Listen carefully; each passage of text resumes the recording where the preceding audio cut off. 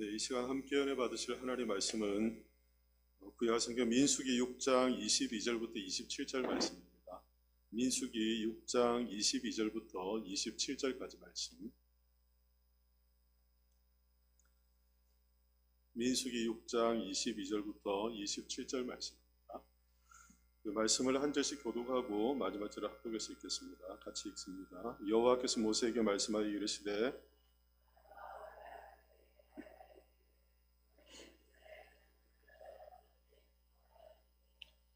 여호와는 내게 복을 주시고 너를 지키시기를 원하며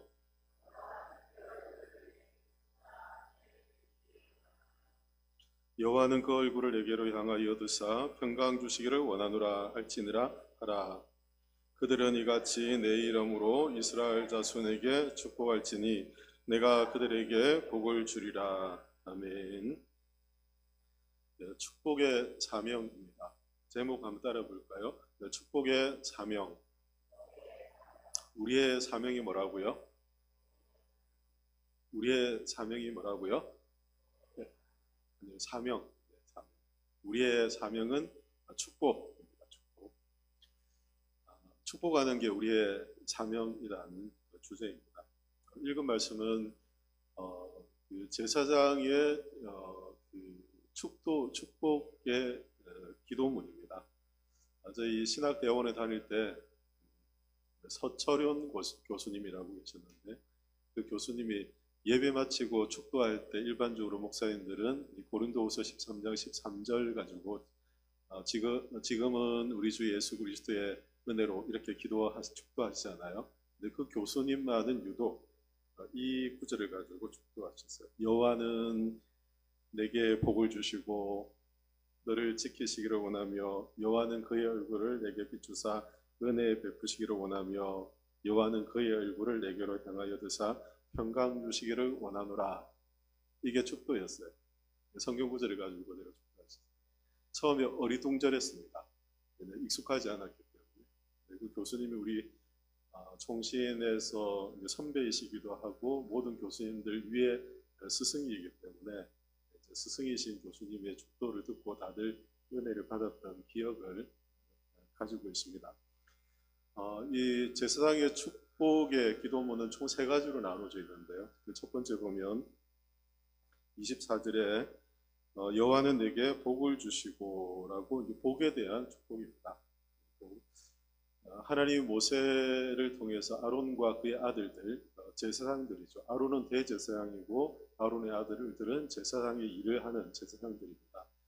아론과 아론의 아들들이 제사장들에게 복을 주라, 복을 주라, 축복하도록 그렇게 말씀하는데요. 이스라엘 백성을 향하신 축복 기도문입니다. 제일 먼저 기도문이 첫 번째 기도문이 어떤 기도문이냐면 여호와께서 너에게 복을 주시고 지키시기를 원합니다 라는 기도문이었습니다. 복에 대한 기도문입니다. 복을 주시기를. 두 번째 기도는 25절에 있는 말씀처럼 여호와는 그의 무엇을 비추신다고요? 얼굴을 내게 비추사 은혜 베푸시기를 원한다. 첫 번째가 복을 주는 기도였다면 두 번째는 얼굴을 비춰주시는 기도입니다. 세 번째는 26절에 있는 말씀처럼 여호와는 그 얼굴을 내게로 향하여 드사 무엇을 주신다고요? 평강을 주시기를 원하는 기도입니다. 이 세 가지 제사장의 기도문은 에덴 동산에서 아담과 하와가 하나님의 말씀을 어기고 범죄함으로써 잃어버렸던 것을 회복하는 기도입니다. 아담과 하와가 하나님의 말씀에 범죄하고서 죄가 세상에 들어오고 그들이 잃어버렸던 게 있죠. 첫 번째는 하나님께로부터 오는 복을 그들이 잃어버렸습니다. 그리고 그들이 또 잃어버린 것은 여호와의 얼굴을 피하여 숨는 죄의 결과로 그들 가운데 나타난 그들의 반응들이었죠. 하나님께서 이스라엘 백성을 향해서 얼굴을 비추신다라고 이렇게 말씀하면 이랬던 것을 회복하는, 복을 회복하고 하나님의 임재를 회복하는 회복의 초점이 맞춰져 있습니다. 세 번째 보면 26절에 보면 평강을 주시기를 원한다라고 말씀하잖아요. 여호와는 그 얼굴을 내게로 향하여 드사 그들에게 이스라엘 백성들에게 평강을 주시기를 원한다라고 말씀합니다. 아담과 하와가 범죄한 후에 가장 먼저 그들 마음속에 들었던 건 두려움, 죄책감, 수치심이었죠. 평강 없고 안식 사라진 상태였습니다. 그런데 하나님께서는 제사장들에게 이스라엘 백성들을 다시금 그들의 삶을 회복시키시되 그들에게 하나님께로부터는 평강이 주어지기를 그렇게 축복하라 이렇게 말씀하십니다. 세 가지인데 기억하십니까? 첫 번째가 뭐라고요? 복을 주는 것입니다. 두 번째는요, 얼굴을 비추어 주시는 것, 임재를 말하는 거고요. 세 번째는 평강을 주시는 것. 이게 제사장들이 이스라엘 백성을 향한 기도였습니다. 우리 서로 한번 축복해 볼까요? 이렇게 옆에 계신 분들에게 세 가지면 첫 번째는 여호와께서 저 다 하면 따라 하십시오. 여호와께서 복 주시기를 바랍니다. 두 번째, 여호와께서 얼굴을 비추어 주시기를 바랍니다. 세 번째, 여호와께서 평강 주시기를 바랍니다. 기억하시겠습니까? 예, 한번 해볼까요? 시작.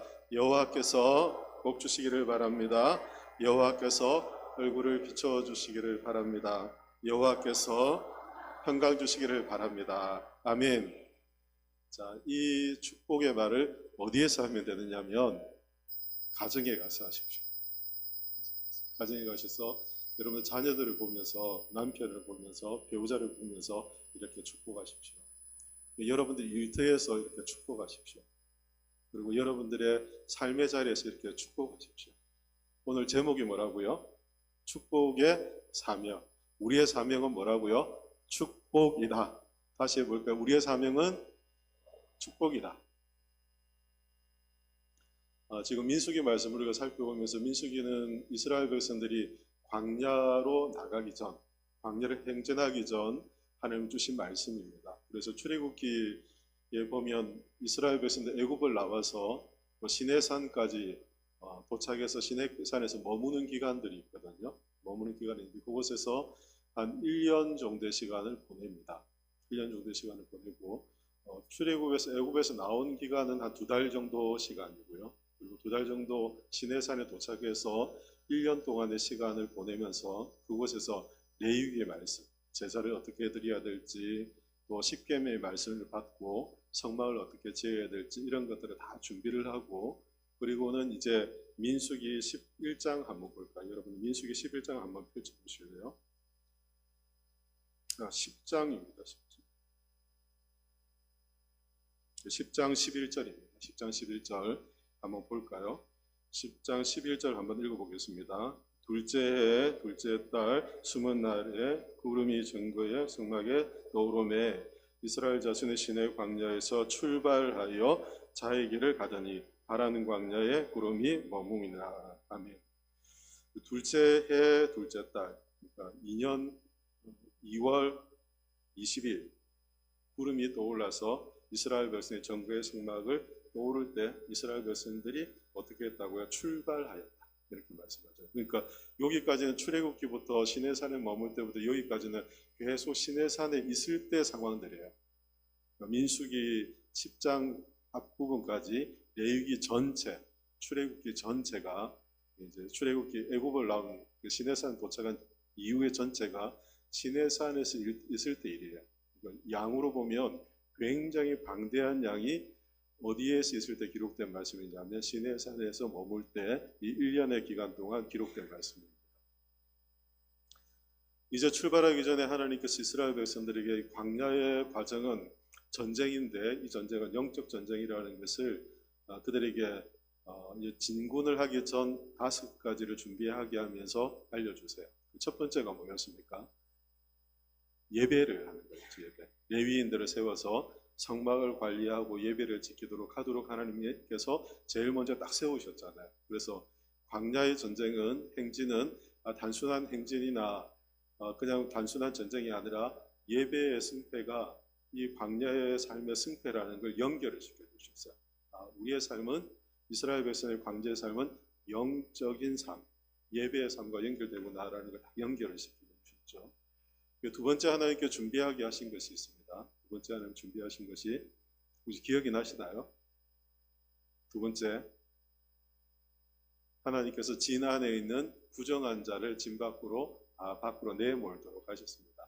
내몰도록 하신 것은 진 안에 있는 사람들을 보호하기 위한, 그리고 부정해진 자들을 보호하기 위한 수단으로 격리하는 차원에서 하나님 그렇게 하셨죠. 그래서 그 모든 것을 회복하면 다시금 진 안에 들어오도록 하나님께 추방이 아니라 보호와 또 치료의 과정을 거치면서 이스라엘 백성들을 잘 지켜가기를 원하시면서 순결이라는 것을 하나님께서 이스라엘 백성들 알려주세요.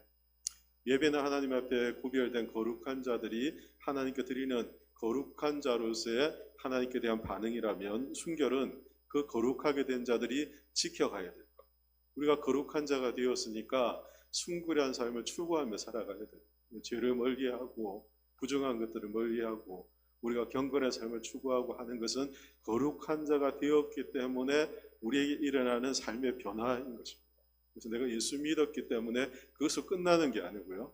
예수를 믿고 내가 하나님의 자녀가 되었기 때문에 당연히 따라오는 삶이 경건을 추구하는 순결의 삶이라는 거죠. 그래서 추구하며 사는 것이 우리 안에 자연스럽게 일어나는 두 번째 삶이었습니다. 전쟁을 준비하고 광야를 나가야 되는데 하나님은 뜻하지 않는 다른 예상치 않은 얘기를 하죠. 예배를 세우고 순결한 삶을 추구하도록 이렇게 말씀을 하시죠. 그리고 또 세 번째가 있는데, 세 번째 뭔지 기억나십니까? 의심의 소재. 기억나세요?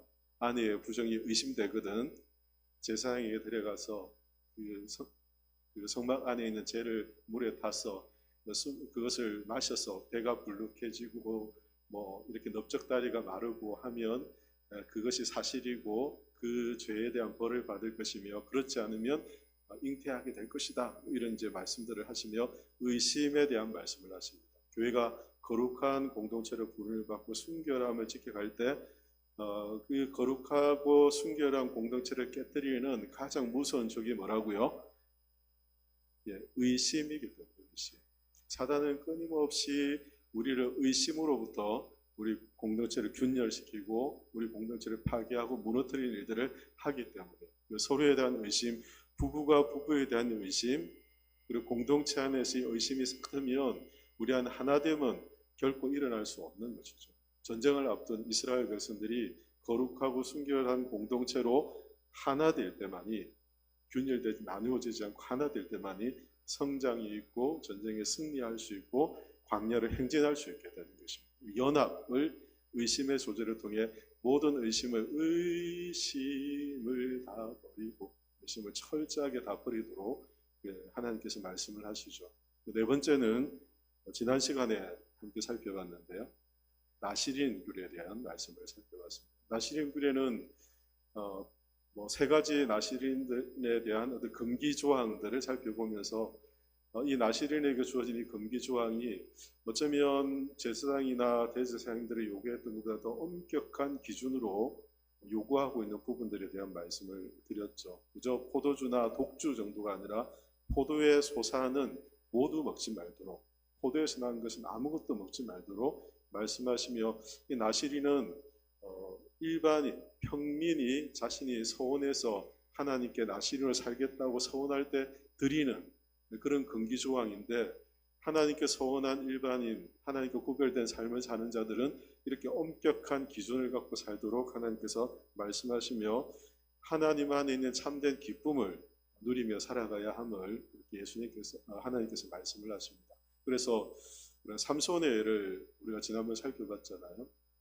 하나님이 나시린을 그가 서원된 삶을 살면서 하나님 주신 것이 있음에도 불구하고 죽은 것 세상으로부터 기쁨을 취하던 삼손이었습니다.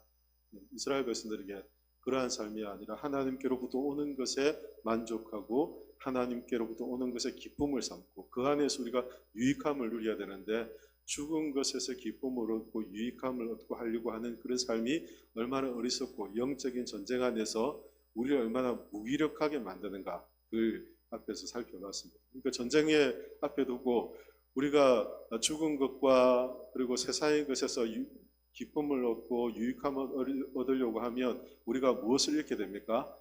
무엇을 잃게 되죠? 머리카락에 잘린 삼손이 뭘 잃었습니까? 힘을 잃어버리잖아요. 힘을. 힘은 어디에서부터 오는 거였죠?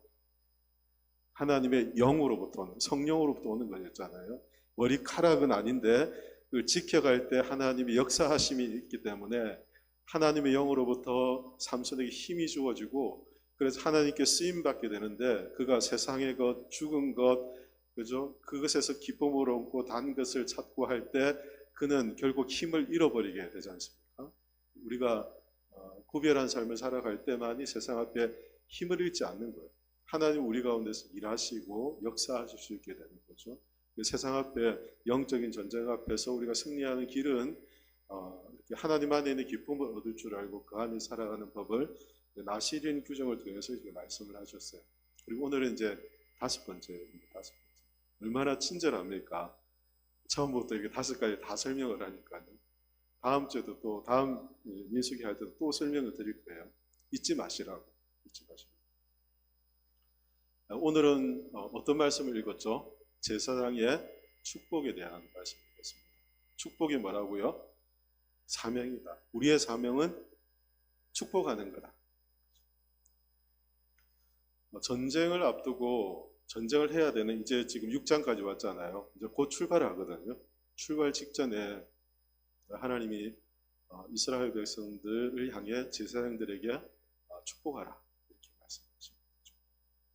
축복은 제사장의 축복문에는 세 가지라고 했는데, 세 가지가 뭘 이렇게 하기를 원하시는 하나의 목적이었죠.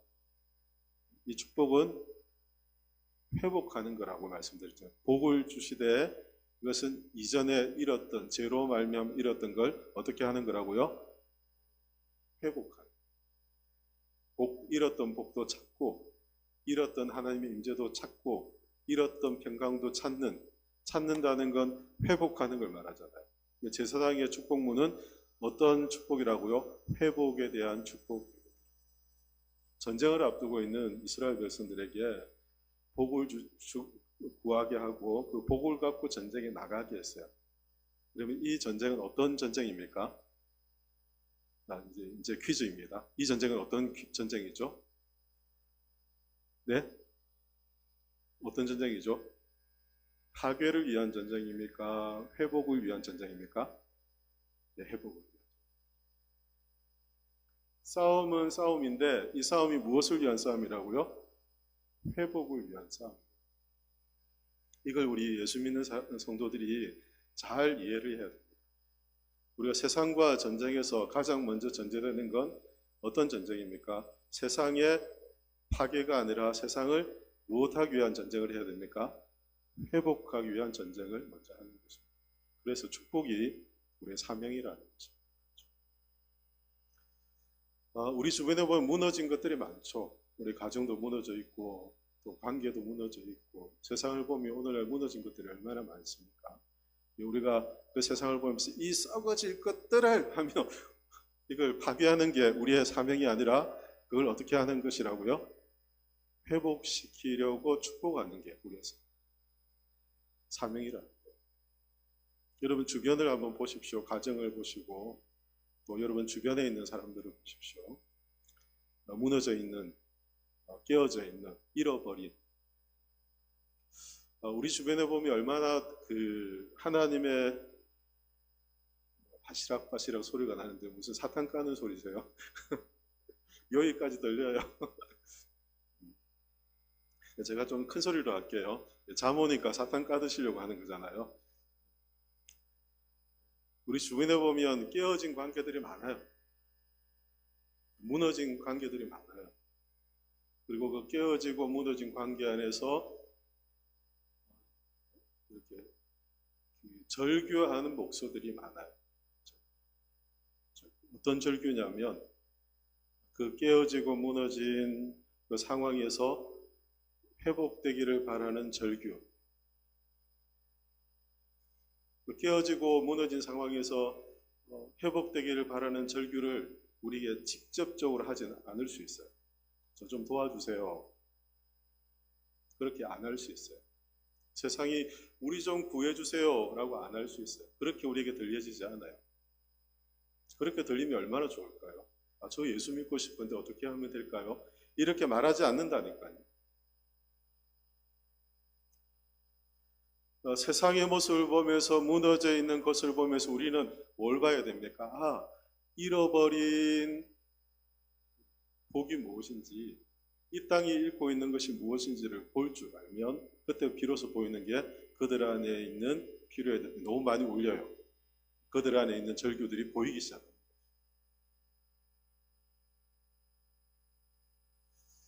때때로 우리는 사람들을 보면서 판단하잖아요. 판단하고 우리의 판단으로 사람들을 쉽게 정죄하고 합니다. 이건 사람들의 이 세상의 관점이고 죄인들의 시선이니 얼마든지 판단하고 정죄할 수 있죠. 우리의 기준으로 사람들을 이렇게 보죠. 그러나 하나님께 이 세상을 어떻게 보십니까? 이 세상이 하나님의 복음이 필요한, 회복이 필요한, 도움이 필요한 이런 자들로 하나님께서 보시잖아요. 주님께서도 그러셨고 우리에게도 그렇게 말씀하시잖아요.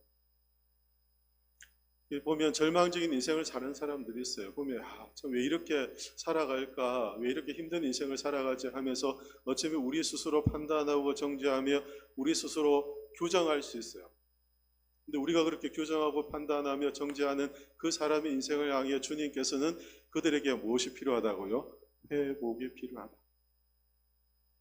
그 회복의 관점으로 그들을 바라보기를 주님께서 바라시죠. 우리가 그 마음을 회복하기를 바라세요.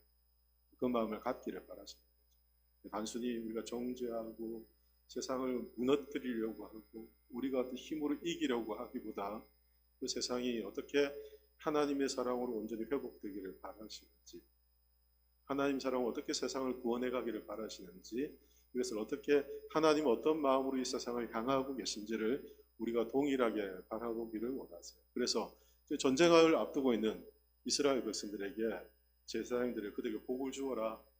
그래서 그들이 가는 곳곳마다 뭐가 흘러간다고요? 하나님의 복이 흘러가고 하나님의 복이 흘러감을 통해 그 땅이 파괴되고 무너지고 쓰러져 있는 그 땅이 회복되기를 원하시는 하나님의 마음을 그들이 품고 살기를 원하시는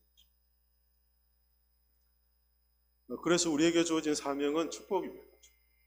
이 축복의 삶을 가진 자들은 그래서 무엇을 볼 줄 알아야 되냐면 무너져 있는 우리의 삶의 영역들 볼 줄 알아야 돼요.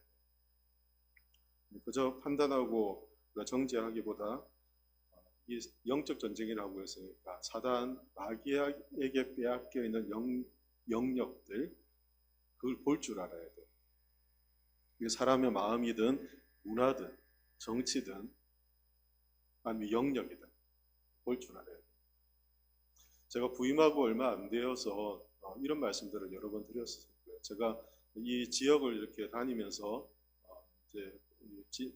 이 지역 안에 주도하고 있는 영적인 분위기가 뭔지를 좀 보려고 많이 걸어 다녔다 이런 얘기를 여러 번 드렸었을 거예요. 도시들마다 지역들마다 그 지역을 장악하고 있는 분위기라는 게 있거든요. 그걸 이제 분위기라고 말씀드렸습니다만 영적인 주도력이 있습니다. 어떤 곳에 가면 얼마나 힘든지 몰라요.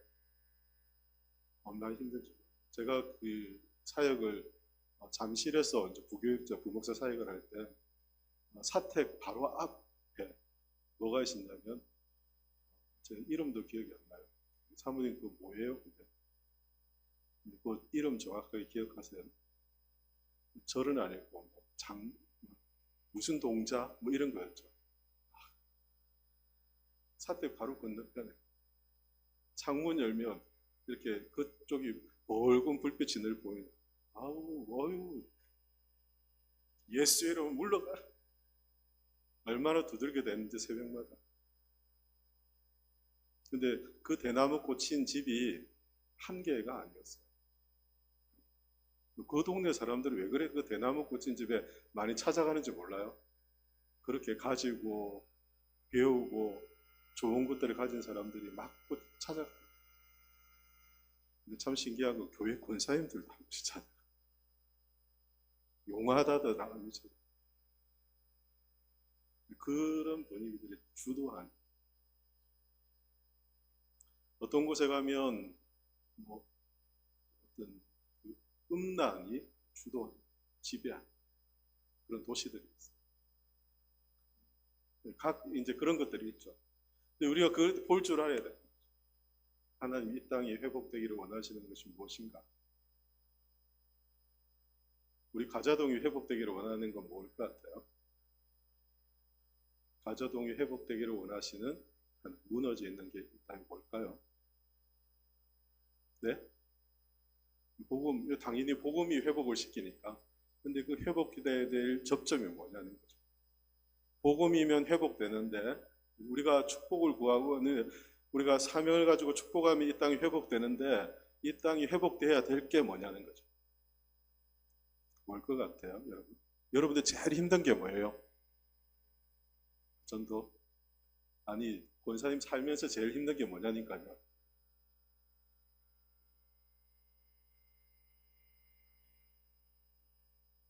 너무 영적으로 대답하려고 하지 마시고 그냥 솔직하게 얘기하시면 돼요. 솔직하게.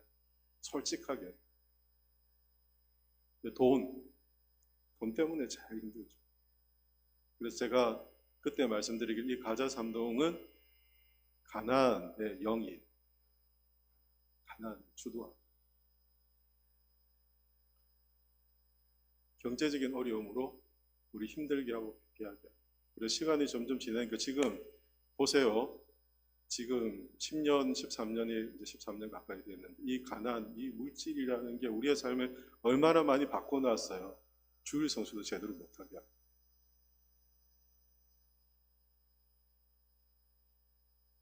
경제적인 문제라면 신앙도 뒤로 하는 이런 문제들이 막 지금 일어나고 있잖아요. 뭐가 우선적인지를 잘 모르고 살아가기. 예수 믿는 우리도 그랬는데 믿지 않는 사람들은 어떻게 해야 되겠어요? 더 하죠. 그걸 이제 예전에 만몬이라고 하잖아요. 만몬. 물질 만능주의. 물질이 가장 없어요. 돈 앞에 아무것도 나설 수 없는 시대. 돈만 있으면 되죠. 라고 생각들이 지배하는 분위기. 뭐 이건 뭐 우리 가자동뿐 아니라 다른 지역도 마찬가지. 그런 것들이 있단 말이에요. 권사님 제일 힘든 게 뭐예요?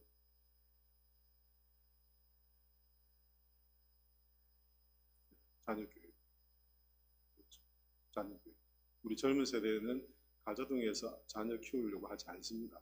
아시죠? 그죠? 여기 부모님도 계시니까. 가급적이면 조금 더 멀리 떨어진 것을 아이들 키우려고 그렇게 합니다. 교육적 어려움, 환경 이런 것들이 다 무너져 있단 말이에요. 우리가 그런 것들을 먼저 인식하는 게 필요해요. 빼앗긴 복이 무엇인가? 여호와께서 내게 복 주시기를 바란다 라고 축복하는데 우리가 복을 갖고 이 복을 선포하면 이 땅에서 회복될 빼앗긴 복은 무엇인가? 그걸 위해서 우리가 선포하는 겁니다.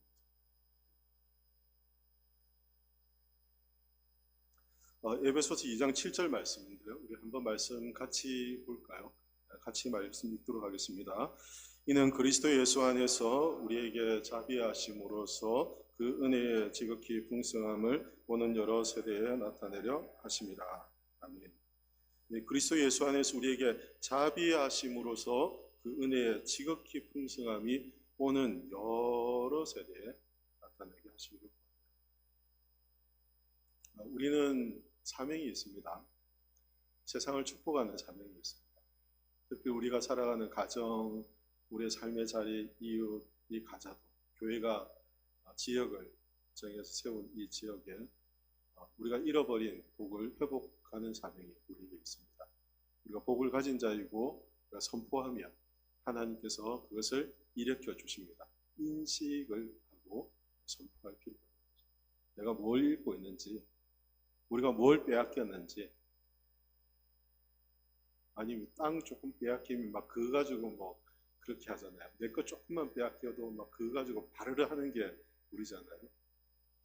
하나님 주신 것을 빼앗긴 것이 무엇인지 우리가 그것을 인식하고 우리에게 사라진 것이 무엇인지를 알아야 돼요.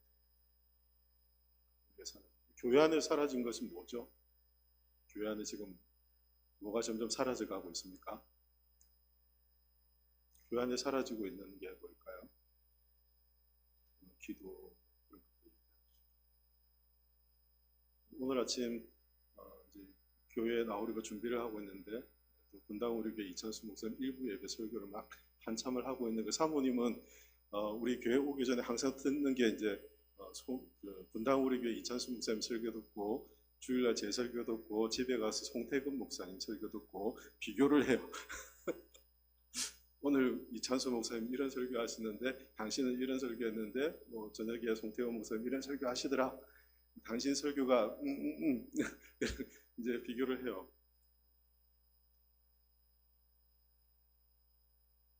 말씀이 어떤 얘기가 쭉 흘러나오는지 제가 들으려고 한 건 아니고 준비하며 듣게 된 말씀. 다음 세대에 대한 말씀. 계속 지금 하고 계시거든요. 다음 세대. 교회 다음 세대가 사라졌다. 이건 이제 청년들도 마찬가지입니다. 얼마나 많은 교회 청년들이 교회를 떠났는지 몰라요. 코로나 기간 동안 위기입니다. 큰 위기. 우리 교회도 뭐 중고등부 학생들 있잖아요. 눈 깜짝할 사이에 이 아이들이 다 어디 갔는지 모르겠어요. 교회는 나름 교회대로 위기라 해서 위기를 어떻게 극복할까 전전긍긍하며 이렇게 시간을 지나왔는데 그러다 보니 위에 뒤를 돌아봤더니 이 아이들이 다 사라진 거예요. 주일학교 아이들 다 사라졌어요. 우리가 잃어버린 영역. 그걸 위해서 우리가 이제 복을 구하는 거죠. 하나님이 이 영역을 회복시켜 주십시오. 두 번째는 우리에게 동일한 제사장의 직분이 주어졌다는 겁니다. 베드로전서 2장 9절 말씀도 같이 볼까요? 같이 읽겠습니다. 그러나 너희는 택하신 족속이요 왕같은 제사장들이요 거룩한 나라요 그의 소유가 된 백성이니 이는 하나님께서 불러내어 그의 기이한 빛에 들어가게 하신 이에 아름다운 덕을 선포하게 하십니다. 그거 띄워주시고요. 아름다운 무엇을 선포한다고요? 덕을 선포하게 하는 우리가 누구라고요? 제사장, 왕같은 제사장. 여러분들이 누구라고요? 왕같은 제사장이라는 거죠. 아론과 그 아들들이 이스라엘 백성을 향해 복을 구했던 것처럼 우리가 세상을 향해 복을 구할 자들이다. 그래서 우리는 이 땅을 향해서 이 땅이 우리가 잃은 것, 빼앗긴 것, 사라져가는 것들을 보면서 가슴 아파하고만 있는 것이 아니라 그것을 향해 어떻게 해야 됩니까? 우리는 복을 선포할 자들이에요. 여러분들이 그를 사명이 있는 제사입니다. 그래서 축복이 우리의 사명이고 우리의 사명은 복을 구하는 것이다. 세상에 도움을 구하는 신호들이 참 많습니다. 저도 이걸 잘 감지하지 못해서 놓쳐버리는 경우들이 참 많은데요. 복음이 필요하고 하나님의 은혜가 필요한 사인들을 주변에서 우리에게 참 많이 줘요. 그런 사인들을 줄 때 여러분 그냥 지나치지 마십시오. 지나치려고 하지 말고 그 기회를 놓치지 않으려고 좀 애를 좀 써보면 좋을 것 같아요. 저도 좀 그렇게 할게요. 저도 그렇게 해보려고 해요. 나 좀 살려주세요라는 신호를 보내는 사람들이 많아요. 근데 얼마나 많이 그냥 지나쳤는지 몰라요. 근데 우리가 그들에게 복을 전하고 복을 선포할 자. 우리가 제사장입니다. 이스라엘 백성들은 자신들의 죄 사함을 받기 위해 제물을 가지고 하나님께 나오면 제사장들이 그것을 가지고 하나님께 제사한 뒤에 하나님께로부터 오는 복을 하나님께로부터 오는 용서를 전하는 자들이었잖아요. 중재자였잖아요. 우리 또한 이 세상에 그런 사명을 갖고 있다는 것입니다. 그래서 우리가 이 사명을 가지고 세상을 향해 무엇을 하기 시작하면요. 축복하기 시작하면 그때 하나님께서 역사하십니다. 우리가 세상을 향해 중보자로 서면 그때 하나님께서 일하신다는 것입니다. 우리가 중재자라 아무도 도울 자가 없어요. 아무도 회복시킬 자가 없어요. 우리에게 그 사명이 주어졌다는 것입니다. 그래서 민수기 6장 27절 읽은 말씀 마지막에 보면 이런 말씀이 있는데요. 그들은 이같이 내 이름으로 이스라엘 자손에게 축복할지니 내가 그들에게 무엇을 준다고요? 복을 주리라. 이스라엘 백성들에게 하나님이 제사장의 축복을 통해서 그들에게 복을 얻게 하시고 그들이 가는 곳마다 이 복이 흘러가기를 바랐습니다. 그래서 주변에 도움이 필요해 보이는, 이렇게 좀 바꿔서 얘기해 볼게요. 제가 좀 지나친 표현일 수도 있겠습니다만 여러분들이 보시기에 이상해 보이는, 여러분들을 도와달라는, 여러분들에게 도와달라는 신호예요. 신호. 그냥 이상하다고 지나가지 마시고, 왜 그럴까라고 생각하고 지나가지 마시고, 지금 주님이 나를 통해 저 사람을 돕게 하시는구나. 어떤 신호라고요? 주님이 나를 통해 저를 돕게 하시는 뭐라고요? 신호. 신호 보내고 있잖아요, 정신. 웃어 넘기지 마시고. 교회가 아니면 회복시킬 수 있는 사람이 없어요. 복음이 아니면 회복될 수가 없는데 그 복음의 사명을 우리에게 주셨고 우리 복음의 사명을 통해 세상을 축복할 때만이 세상이 회복되게 하신 원리를 교회가 갖고 있는 거예요. 그러니까 이것처럼 중요한 사명이 있어요. 그저 내가 복받았다고 내가 복받았다 할렐루야 이게 아니에요. 그 복이 세상에 어떻게 해요? 전해질 축복의 사명이 우리에게 있다는 거죠. 세 번째, 그래서 우리가 세상을 향해 선포해야 됩니다. 자, 역대 베드로전서 3장 8절과 9절 말씀 같이 말씀 읽겠습니다. 그들은 같이 다시 3장 8절과 9절입니다. 다시 읽겠습니다. 마지막으로 말하노니 너희가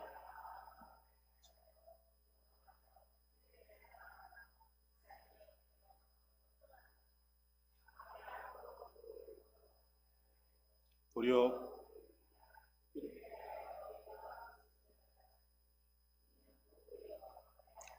고기 그대로 두시고요. 악을 악으로 욕을 뭐로 갚지 말라고요?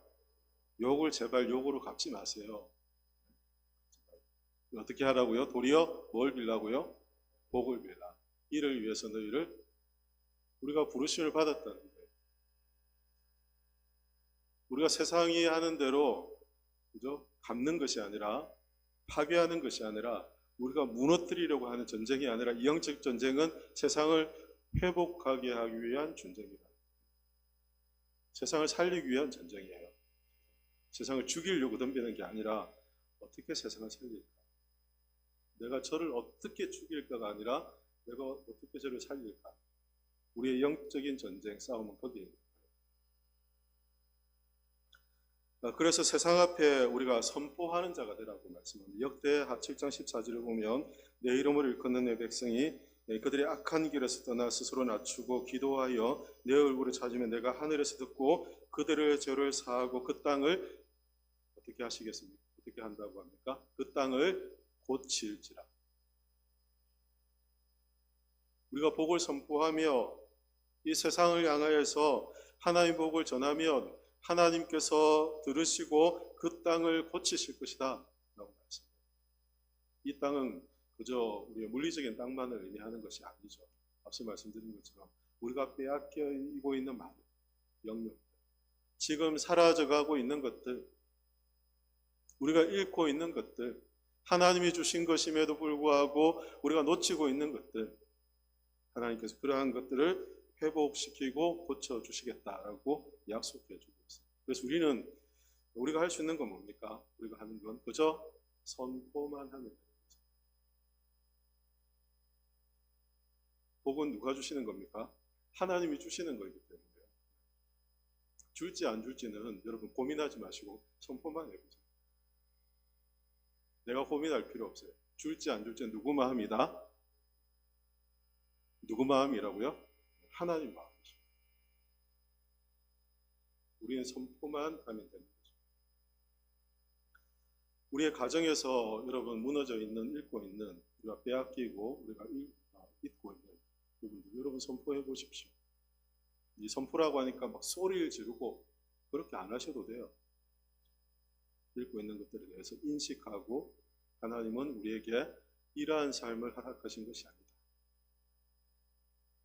하나님은 이런 관계를 원하시지 않으신다. 하나님 우리에게 처음 주신 것은 이런 모습이 아니다 인식을 하고, 하나님 우리에게 회복시켜 주실 것을 기대하며 선포해 보십시오. 하나님 복을 주십시오. 생각이 안 나면 그냥 복을 주십시오라고 하십니다.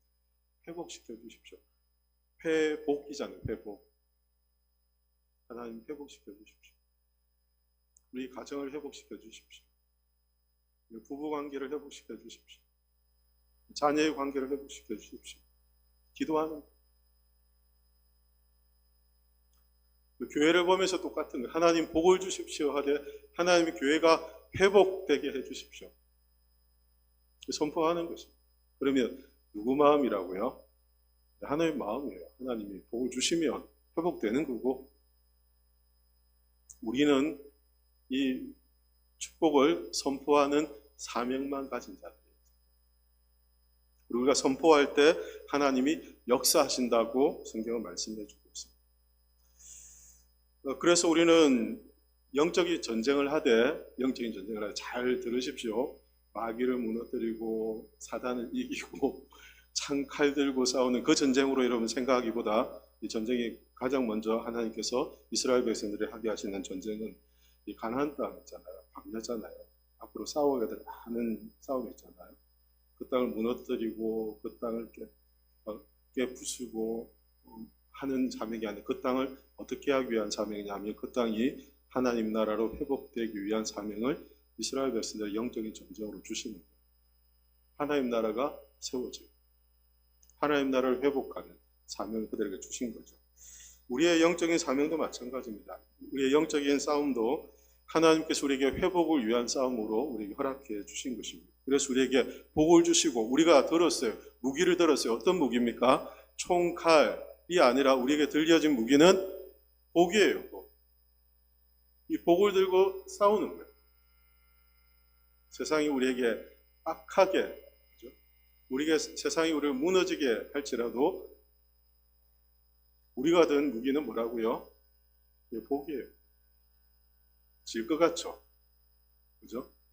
칼 든 사람이 이겨요? 복 든 사람이 이겨요? 누가 이길 것 같아요? 눈에 보기에는 칼 든 사람이 이길 것 같아 보여요. 그러나 이 복 뒤에는 누가 계십니까? 하나님이 계십니다. 그래서 우리는 이 복을 들고 싸우는 영적인 제사장, 왕 같은 제사장이라는 걸 잊지 않아요. 그래서 우리의 싸움은 무너뜨리기 위한, 이기기 위한 싸움이 아니라 회복시키기 위한 싸움이라는 걸 기억해요. 그래서 우리 가정에서 여러분들 축복하시면 축복 많이 하십시오. 여러분들이 이상해 보이는 상황들을 보고 지금 복음이 필요한, 도움을 구하는, 하나님께서 내게 복을 구하라고, 복을 빌라고 하는 사인이구나 라고 해서 축복하십시오. 하나님이 역사하십니다. 고민하지 마십시오. 세상은 우리에게 칼을 들고 어쩌면 우리를 넘어지게 하고 우리의 상처를 입히고 갈등을 일으키고 분열을 조장할 수 있습니다. 그러나 우리는 그 앞에서 그저 복을 구하는, 무기를 주신 거예요. 무기. 이 무기를 하나님 우리에게 주신 거예요. 다른 게 아니에요. 깨어진 관계 안에서 복을 구하고, 갈등이 있는 공동체 안에 복을 구하고, 상처 입은 일터에서 복을 구하고, 상처 입은 관계 안에서 우리가 복을 구하면 하나님께서 이걸 회복시켜 주시는 은혜를 우리에게 주신다는 것입니다. 5가지 기억나십니까? 첫 번째가 뭐였습니까? 첫 번째, 예배는, 광야는 영적인 전쟁이다. 예배가 이 전쟁의 승패를 잡아간다. 두 번째는 뭐였습니까? 거룩하고 순결한. 그래서 질병이 있고 부정케 된 자들을 멀리하고 순결함을 유지하도록, 그리고 의심을 버리고 연합, 하나 되 세상으로부터 기쁨을 얻는 것이 아니라 하나님 안에 있을 때에 하나님께서 역사하시는 일들이 있다 말씀하시고, 우리에게 딱 들려주신 무기가 있어요. 이 무기가 뭐였습니까? 복이었어요. 복. 그래서 막 세상이 우리를 향해서 칼을, 화살을 쏘고 막, 우리는 뭘 한다고요? 복을 선포하는 영적인 전쟁을 함으로써 우리는 세상을 무너뜨림이 아니라 세상을 회복하기 위한 전쟁의 사명자들이다. 왕 같은 제사장으로 그 사명을 주셨다는 것을 말씀합니다. 이스라엘 백성이 그러니까 이 광야의 길이 얼마나 힘들겠어요. 우리가 이 영적 전쟁 앞에 앞선 왕 같은 제사장으로 세상을 살아가는 게 얼마나 힘들겠어요. 세상은 우리에게 막 비난하고 욕하고 막 총과 칼로 우리를 대적하는데 우리는 그저 복을 비는 자리에 있으니까 얼마나 힘들겠어요. 그래서 우리에게 무엇이 필요합니까? 믿음이 필요합니다. 어떤 믿음이 필요합니까? 예수님이 이 세상의 모든 권세를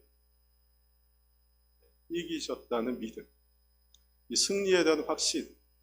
주님이 이기셨고 주님이 승리하셨기 때문에 그 승리를 우리가 보장받고 우리가 약속받았다는 믿음이 우리에게 필요합니다. 그래야 흔들리지 않아요. 축구 경기 이렇게 저는 뭐 운동 경기 이런 거 즐겨보진 않거든요. 즐겨보진 않는데 이 축구 경기 보면 어이없이 이제 경기가 진행되는 경우가 있어요. 가령 예를 들어서 6대 0 정도, 6대 0 정도 진행. 이렇게 이미 보면 뭐 한 팀이 골을 너무 많이 먹어서 남은 시간 5분. 긴장이 되겠어요? 안 되겠어요? 긴장이 될까요? 안 될까요? 6골 넣은 팀에서는 긴장이 전혀 안 돼요. 왜냐하면 이 5분 아무리 해도 이긴다는 걸 확신하고 있기 때문에. 물론 그 5분 동안 6골에 들어갈 수도 그런 기적이 일어날 수도 있겠습니다만 일반적으로 승리에 대한 확신이 있을 때 흔들리지 않아요. 승리에 대한 확신이 있을 때 내가 든 게 부족해 보이지 않아요. 내가 가지고 있는 게 혹시 이것 가지고 싸워도 될까? 라는 염려를 하지 않는다는 거예요. 하나님이 하실 일들, 하나님이 이루신 일들을 알기 때문에 확신이 있을 때 그렇습니다. 하나님께서 우리를 회복의 사명자로 불러주셨고 축복의 언어로 우리가 복을 구하는 자로 우리를 불러주셨습니다. 우리가 예수님의 이름으로 복을 세상에 선포하고 무너진 영역에 우리가 선포할 때 우리가 사단에게 빼앗겼던 것, 우리가 잃고 있던 것, 하나님이 주신 것인데도 사라져가고 있는 것들이 회복되는 역사를 경험하게 될 것입니다. 이런 은혜가 이 한 주도 여러분 삶 가운데 충만하시기를 예수님의 이름으로 축복합니다.